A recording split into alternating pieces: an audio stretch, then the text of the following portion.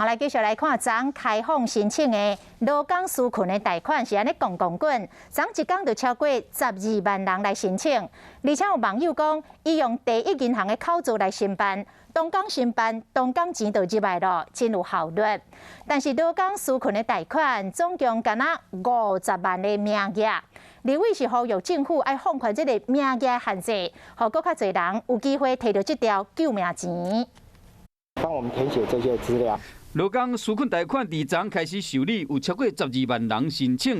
有网友伫网络顶面打出伊本身的网络银行的口座，讲10万块的纾困贷款已经入效啊，哪会这厉害？我们今年投入了非常多的系统人力去开发线上的作业，整个系统自动的甄审、整批的送保，还有自动拨贷。目前我们信保核准的已经将近25%。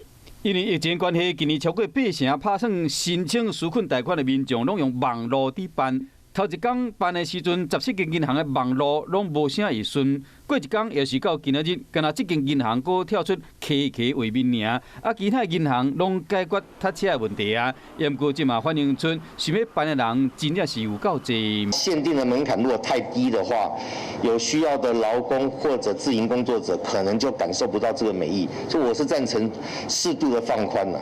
目前纾困贷款的名额限定50万个，也毋过伫昨尔就有超过12万人，相当是总名额的1/4。估计若佫加今仔日来申请的民众，可能会占一半的名额。